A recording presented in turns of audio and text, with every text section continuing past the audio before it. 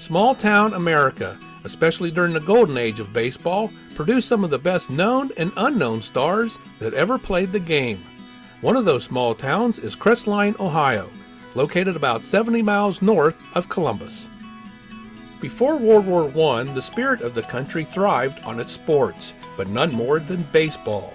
The national pastime united diverse populations in this country like no other. So naturally, the biggest celebrities during this time were baseball players. At the conclusion of every major league season, there were only 2 teams that go on to play in the World Series. The rest go home, or go to Crestline, Ohio. Every October from 1912 to 1916, while the battle for World Series champ was being decided, there was a sequence of baseball tournaments in north central Ohio. Major leaguers such as Ty Cobb and Joe Jackson were just a few of the players to grace the field in Crestline. And not far away, John Peter Wagner, not yet known as Honus or Hans, was playing on neighboring diamonds in nearby Mansfield, Akron, and Steubenville. Can you imagine growing up and being able to see your baseball heroes in your hometown doing what they do best? Well, we can almost assure you that one youngster from Crestline was certainly inspired by all of this and later became a big leaguer himself, Frank W. Emmer. Haven't heard of him? Well, you're probably not alone. But on today's episode, we're going to introduce you to Frank and share with you his wonderful story that's sure to be a home run. Right here on History and Relics.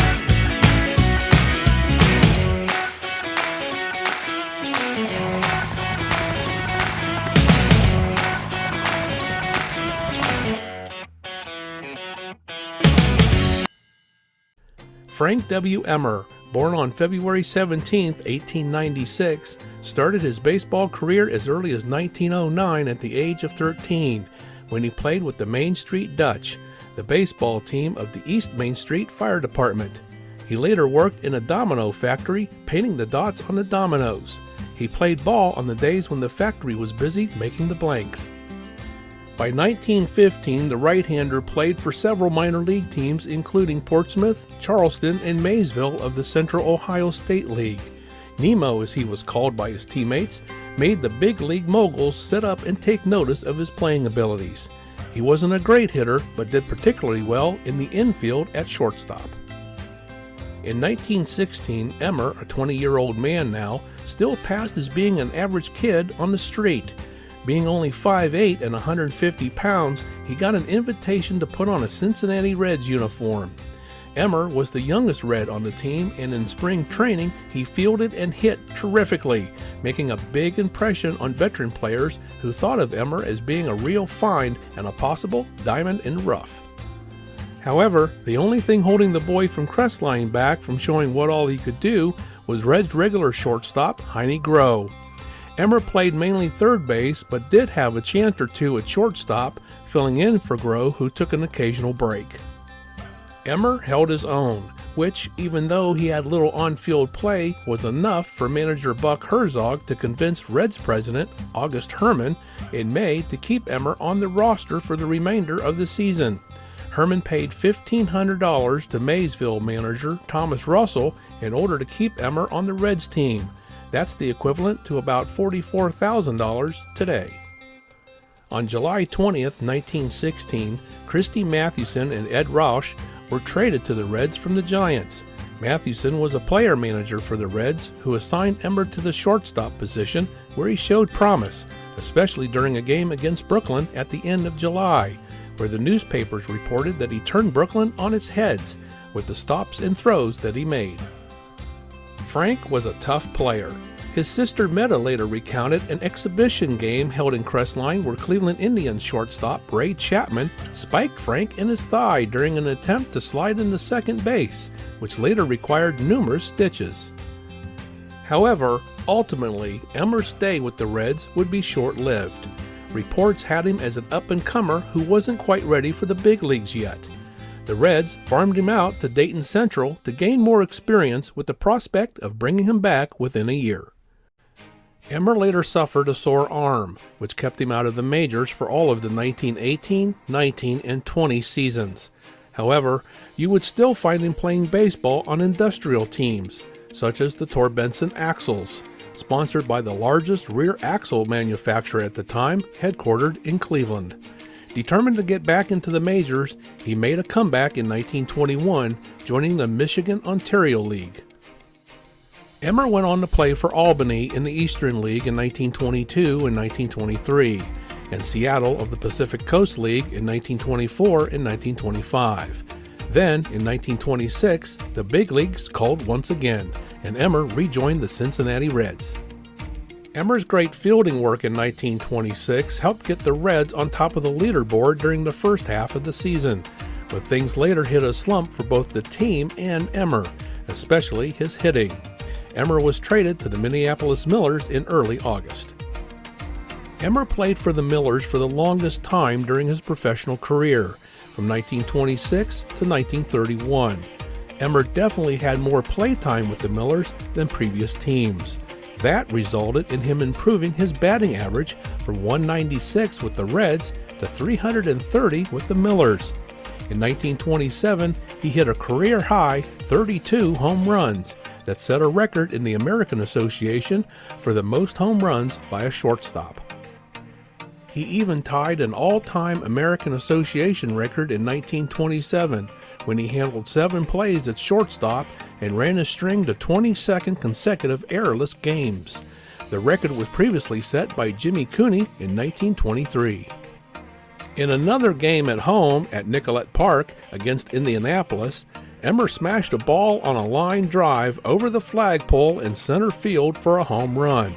The home run was thought to be one of, if not the longest home run in the park's history at the time. Frank broke his ankle in the Millers' 1928 opener and played in only 64 games that year, but retained a batting average of .294. He fought back, though, and batted .317 in 1929 and .350 in 1930. Great numbers that hadn't been seen since he was with the Pacific Coast League in 1925 when he batted .329 and helped that team to win a pennant. And here's one of Frank's tools of his trade from that era, a 1928 to 1930 game-used Louisville Slugger bat. According to John Tobby of PSA DNA Authentication Services, the bat is made from ash and dates from the pre-model period. It's 35.5 inches long and weighs in at 36.8 ounces. A fantastic treasure that shows great game use, including ball and cleat marks. The Millers traded Emmer in early 1931 to Nashville of the Southern Association, which followed with another trade to Scranton, Wilkes-Barre, and Harrisburg of the New York Penn League for 1932, bringing a close to Frank's professional baseball career. As his professional baseball career came to a close, Frank moved on and found himself a job with Westinghouse in Mansfield. There, he worked in security and plant protection under the leadership of W.H. Ziegler, the police captain over the Westinghouse factories in both Mansfield and Sharon, Pennsylvania. In 1935, Westinghouse received an invitation to participate in the 1936 Great Lakes Exposition, or World's Fair, in Cleveland by playing a baseball game in the recently constructed Municipal Stadium. At the time, the stadium held nearly 80,000 spectators. Westinghouse officials asked Ziegler to select a team of Mansfield employees who would go up against members of their Sharon, Pennsylvania sister factory in what would be touted as Westinghouse Day. And you know who was likely first on Ziegler's list, right? You guessed it, Frank Emmer. The exposition opened on June 27th and spanned 135 acres along Cleveland's Lake Erie shoreline from Public Hall to Municipal Stadium. The fair, which ran for 100 days, drew crowds of over 4 million people.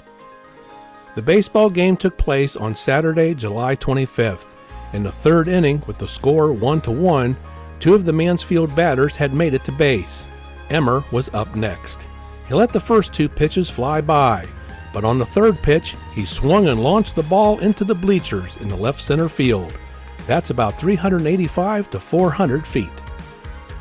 That home run was one of a very few to ever make it that far into the stands in Cleveland Municipal, and it was the first home run ever hit in the stadium by a non-major leaguer. Frank helped the Mansfield team to victory over their Sharon, Pennsylvania colleagues. It was a great way to top off his baseball glory days. Frank continued to work for Westinghouse for a number of years and later retired from there and settled in Homestead, Florida. In 1950, it was reported that Frank joined the Reds' first alumni association in the big leagues. Frank passed away after suffering a heart attack on October 13, 1963, at the age of 67, leaving behind his wife Margaret, 2 daughters, 2 brothers and a sister, as well as 6 grandchildren. It's reported that he was cremated, but the location of his ashes or final resting place is unknown.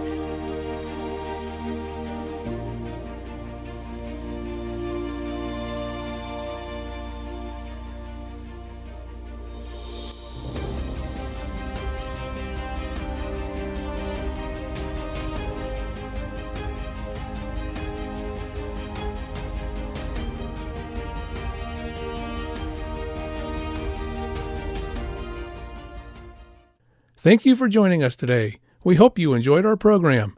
If you like our content, we ask that you give us a thumbs up, a like, share with your friends, subscribe to our channel, and ring that notification bell so you always know when our new content is published. And all of this costs nothing, but means a lot to us and keeps us growing.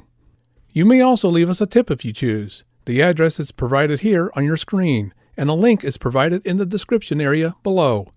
So until next time, everyone, this one is history.